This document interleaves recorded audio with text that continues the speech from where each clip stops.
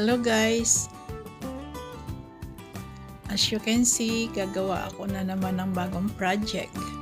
So, ang naisip ko kasi, meron akong t-shirt na ginagamit ko siya para sa leggings kasi mahaba siya. Ayoko kasi nang lumilitaw yung puwet ko sa leggings, no? So, ang ginawa ko, dahil kalalaba, nag-stretch. Parang humaba siya, ganyan. Kaya yan, nakikita nyo. Binawasan ko siya ng 1 inch. 1 inch na fold. So, bali, siguro mga 1.5 yan na bawas ko. Tapos, una muna, ginawa ko munang, nilagyan ko muna hilbana, yung temporary stitch na malalaki. So, yan, kung napansin nyo, gawa na yan, natahi ko na siya. Natahi ko na siya. Ngayon, ang gagawin ko dyan, dodoblihan ko siya ng tahi doon sa pinasadahan ko kanina, sa pinakalupi. Para yung second na tahi, doon ko siya puputulin para pag nagupit ng sobrang tela, hindi siya kakalas doon sa pinakaunang tahi. Parang edging din, pero kasi doon siya sa pinaka pinutulan ko, yung puputulin ko na tela. Parang haharangin ko yung isang tahi, idodoble ko. Okay guys, tingnan nyo lang kung ano yung gagawin ko, ha. Nag voice over na lang ako kasi maingay yung makina ko eh. So, ganyan na lang. So, ayan na guys, papasadahan ko na siya ng dalawa, ng doble, pang doble. Yan. Yung makina ko na yan, medyo luma na siya. Pero, okay pa siyang gamitin. Kailangan lang maalagaan lang talaga sa langis, maalagaan lang talaga sa linis, para okay pa din gamitin. Maingay na siya, maingay. Siguro, kasi hindi ko nga makalas dahil napakahigpit. Yung gitna na yan, napapansin nyo yung maitim sa gitna. Ayun, kailangan makalas. Kaso mahirap siya alisin eh. Dapat ipagawa talaga sa marunong. Sa mga mekaniko talaga. Ano siya, portable siya from Japan. 20 years na siya sa akin kasi binigayan sa akin 21 na pala kasi binigayan sa akin 2004 kasi nga yung makina ko na Singer na original, yung Dipedal, nandun na iwan sa Iloilo, kaya iyan, iniwan sa akin ng kapatid ko para magamit ko siya. Hindi kumpleto ang buhay ko pag wala akong makina. Tsaka kasi ano naman, talagang gamitin natin ang makina dahil syempre marami tayong damit, mga bata, minsan napupunit, yung punja, mga pajama nila, ganyan, uniform. So kung may makina ka, napakadali lang manahi talaga. Hindi mo na kailangan magbayad pa pagka marunong ka niyan. Tapos minsan maisipan mo, ay gagawa nga ako ng damit. Kahit simpleng damit lang. O kaya punda, o kaya kurtina. Para ka lang nag-iimbento kung anong gagawin mo. So ayan, katabi ko yung aking computer. Habang nanonood.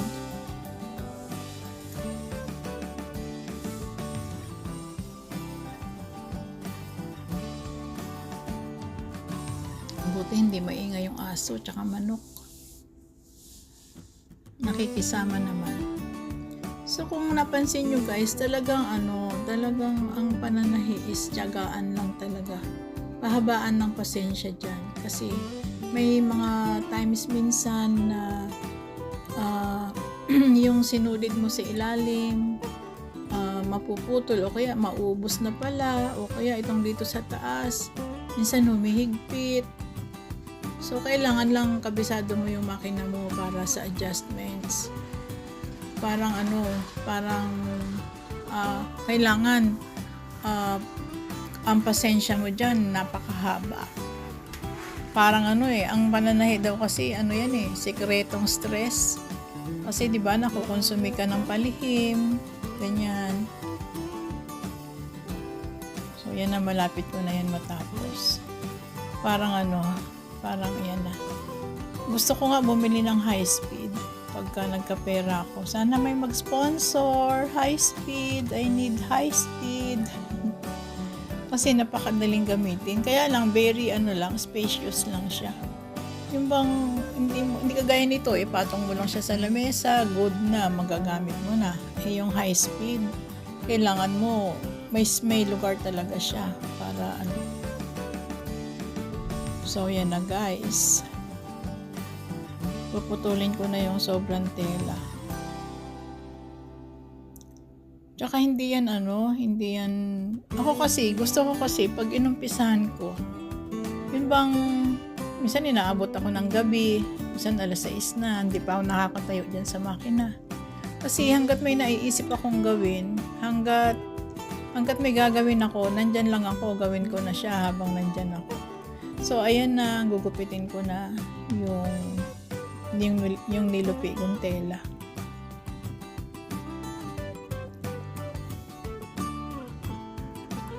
Yan, doon ko siya ikakat doon sa pangalawang tahi, yung doble ko kanina. Kailangan, hanggang doon lang ako gugupit. So, ayan na guys.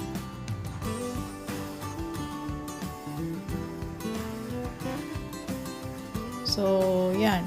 Medyo kaliwete ang hawak ko ng gunting. Kaliwa. Lang naman, ang kaliwa ko is, kaya yung mga kamay ko, parehas na masipag. Bakit? Yung kaliwa ko, gamit ko siya for gunting, at saka kutsilyo, tsaka nipper, sa kuko. Ibig sabihin, kaya ko siyang gamitin sa kaliwa, yung nipper. Ano pa ba? Kutsilyo, gunting. Tapos yung kanan ko, gamit ko siya sa pagsusulat, sa pagkain, tsaka some other work na dapat kong gawin. More on kanan. Pero, ang maganda lang, yung kaliwa ko, hindi siya kamay na alalay lang. Kumbaga, may gamit din siya. May gamit siya. Hindi siya kaliwang kamay lang na basta. So, yan na guys. Tingnan nyo pag natapos ko na siyang gupitin. Ang ganda ng niya. Ang ganda ng yari niya.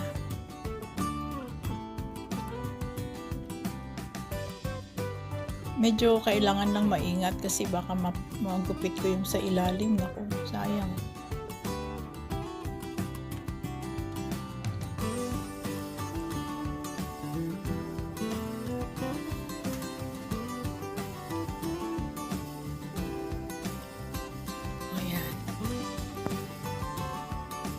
Kailangan diretso yung gupit para hindi maganda, para hindi pangit ang loob. Tsaka kailangan gupitin talaga siya dahil bubukol yan sa laylayan pagka hindi mo siya ginupit.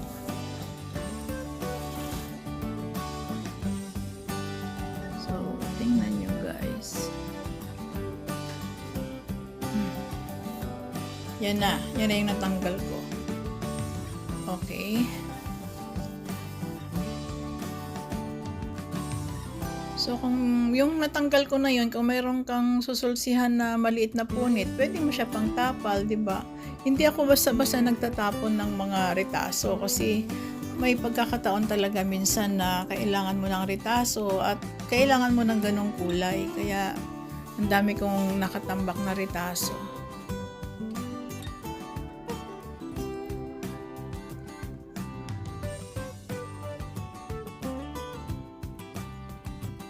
So, ayan na guys. Nakita niyo na yung laylayan, yung hemline. Ayan na siya. Ganyan na itsura niya. Para lang siyang yung original lang na lupi. May mga t-shirt tayo minsan na yung may cut sa ilalim. So, parang ganyan lang siya.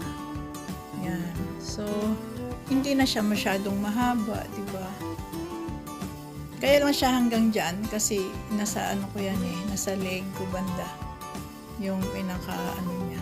Iniipit ko nung baba ko tsaka ng leg ko para mahawakan ko yung ibaba. So, yan guys. O, di ba?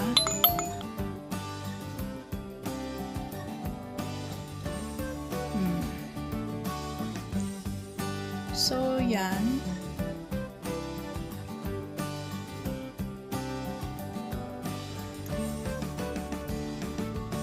Meron pa akong isa guys. Kulay itim naman siya. Mahaba din. O, ginagamit ko siya. Maganda siya sa maong. Maong pants. Yan. Galing naman ng Japan yan. So, yan. Hinilbana ko na siya. Ganyan ang itsura ng hilbana. Yung malalaking temporary stitch. Para siya hindi gumalaw pagka tinahi.